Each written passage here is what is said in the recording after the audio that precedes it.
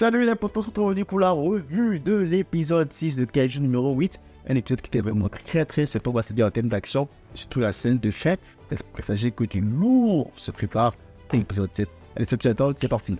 Donc là, en fait, t'as la menace qui est déjà là. L'alerte est générale et t'as recrues ainsi que vétérans qui sont sur le champ de bataille. Donc, t'as les vétérans quand même qui sont là, qui montrent un peu de quoi ils sont capables. Puis t'as les recrues aussi qui se gèrent, surtout Shinomiya. Est-ce qu'on doit parler de Kikoru Shinomiya? Cette fille-là, vraiment, en fait, je crois que c'est bon. On a compris que c'est la Mikasa du truc. Elle est trop forte. Chaque fois qu'il y a une scène de Shinomiya passe à un kaiju, elle l'éclate de façon toujours propre, clean. C'est toujours bien fait quand c'est Shinomiya qui est à la baguette. Et ça, c'est juste génial. Et donc, clairement, en fait, ça nous montre à quel point, en fait, ça sera important. Elle est vraiment ultra bien. Et Kafka, surtout, qui est toujours émerveillé par la force de Shinomiya. Moi aussi, d'ailleurs, parce que vraiment, un personnage aussi OP. Alors, c'est vrai qu'elle a quelques soucis de l'épisode précédent, bien sûr, mais bon, que veux-tu? Elle n'est pas encore assez mature, mais quand même, il faut reconnaître que ce qu'elle fait là, ce qu'elle fait en ce moment-là, c'est du pur génie. C'est du pur génie. C'est le genre de recrue de soldats qui apparaît une fois tous les 100 ans, toutes les 100 promotions, si tu veux, tu vois. Mais bon. Bref, donc apparaît, t'as des petits soldats qui se démarquent quand même, qui font de leur mieux. Et à surtout Kafka, qui dans cet épisode en fait a montré qu'il a d'autres capacités à pas se transformer en kaiju. En effet, on va parler de sa capacité à analyser les cadavres de kaiju pour voir sortir ses points faibles. Et vous avez vu le nombre d'années d'expérience que ce mec a eu à ramasser les cadavres de kaiju, à nettoyer derrière les bataillons, a permis en fait à ce gars d'avoir une capacité d'analyse incroyable. Le mec, c'est qu'un seul kaiju, il me semble, et il a tout de suite compris c'était quoi le point faible. Et c'est même lui qui a dit au tout que ces gars sont capables de se reproduire, il faut aussi détruire les clients qui leur permettent de se reproduire. Mais c'est du peu génie. Même Oshima, je pense, le petit capitaine là, a reconnu que Kafka est utile. Alors, est-ce que ce sera ça le rôle de Kafka? Pouvoir déterminer les points faibles des kaiju? Peut-être, pourquoi pas, ça pourrait être ça en fait. Ça lui permettra en fait d'éviter au maximum de se transformer en kaiju, juste il se transformera en kaiju juste en cas de genre moment critique si tu veux, et il sera là en tant que support pour les autres soldats parce que cette analyse est incroyablement utile si on la regarde de certaines perspectives. Ça permet aux gens de connaître vite fait les points faibles des kaiju de pouvoir frapper très vite et très mal. Donc là en fait il y avait Kafka aussi qui avait émerveillé Oshima, et Oshima moi qui m'a émerveillé, le capitaine là, il a débarqué comme ça devant Kafka. Et il a dit, ouais, c'est vrai que la meuf, on va en parler de la meuf. Elle a montré qu'elle gère la meuf. Mais bref, t'as Oshima qui débarque et qui dit que voilà, ben lui n'est peut-être pas aussi fort que Aoi, j'oublie tout le temps son prénom, merde, désolé. La pote à Kafka, il dit clairement qu'il n'est pas aussi fort qu'elle. Mais qu'au combat rapproché, il est très fort. Et en effet, au combat rapproché, ce gars, c'est une bête.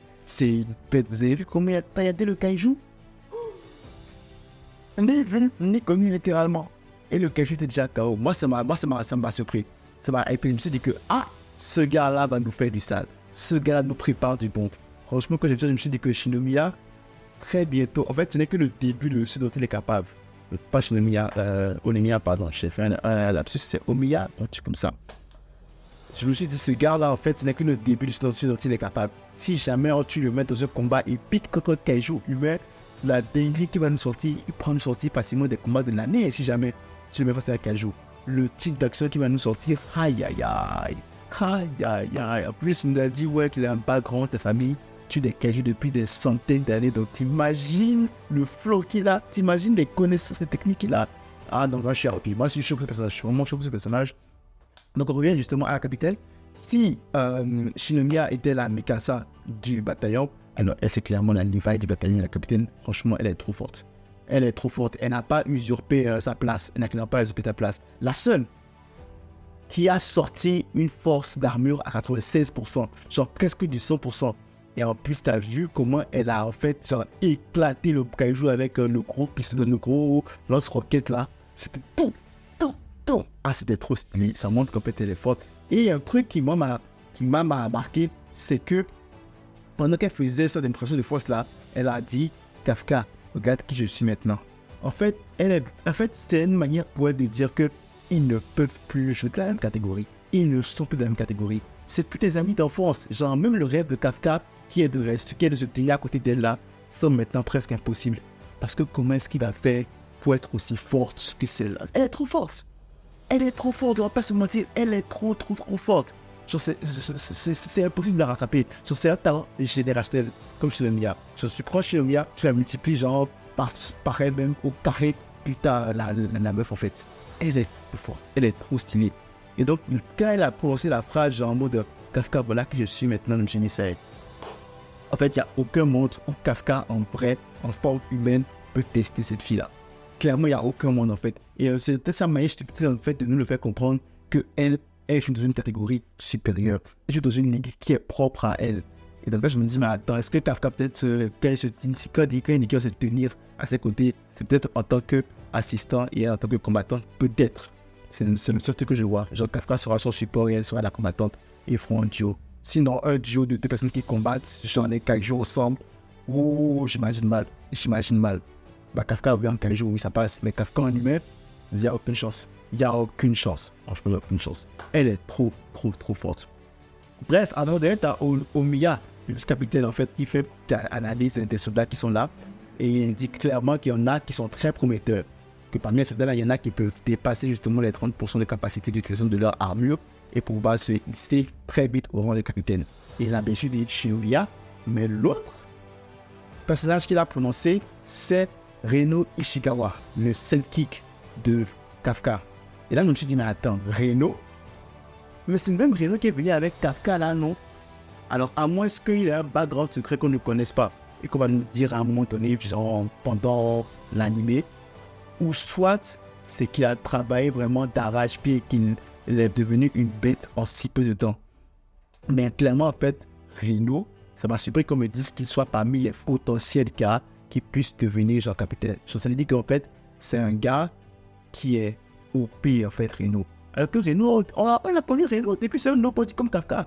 Donc clairement, en fait, soit c'est qu'il y a un truc qu'on ne nous dit pas et qu'on saura bien plus tard, soit c'est que tu vois, on va nous sortir du comme quoi il s'est entraîné de malade, il a fait des séances d'entraînement supplémentaires. Voilà, maintenant il est devenu genre ultra. Parce qu'il est vraiment bon, hein. Il aussi fait des clean shots par-ci par-là, tu le vois gérer, il gère ce problème. Et t'as même un gars qui était jaloux, le gars qui est propre son rival là, il était jaloux parce qu'il se disait que comment lui qui a fait autant d'années d'entraînement soit aussi faible que Reno. Comment est-ce qu'il n'arrive pas à tenir face à Reno?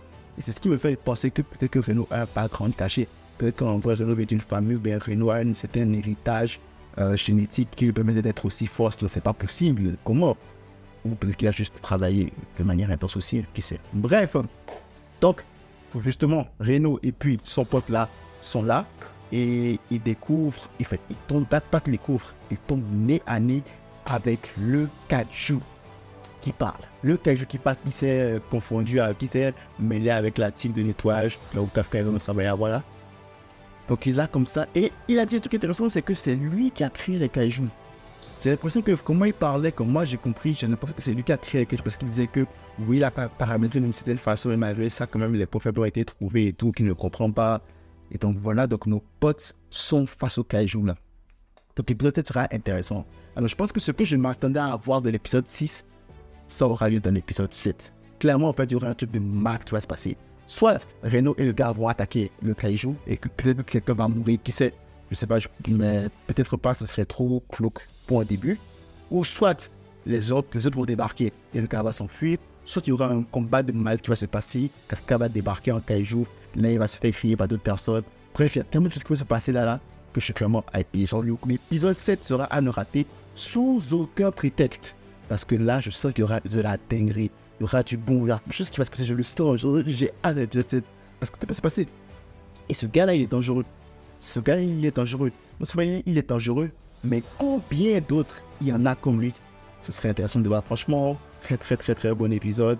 Les pions sont placés pour créer une certaine anticipation pour l'épisode 7 et franchement, le kiffe bien. L'animation était vraiment sainement comme d'habitude. Et que dire, hein? J'ai hâte à l'épisode 7, ça va être encore une dinguerie. Juste là pour le moment, je suis bien servi. Voilà ce que j'avais à dire pour cette revue de l'épisode 6 de Kaiju numéro 8. C'est une larme municipale avec laquelle ça fait toujours plaisir. C'était pas abonné, ça fait encore plus plaisir. Max like, moi c'est partage. Je vous retrouve très vite pour de nouvelles vidéos. Donc là, pour les tout nouveaux de vos proches. C'est tout pour moi. À la prochaine.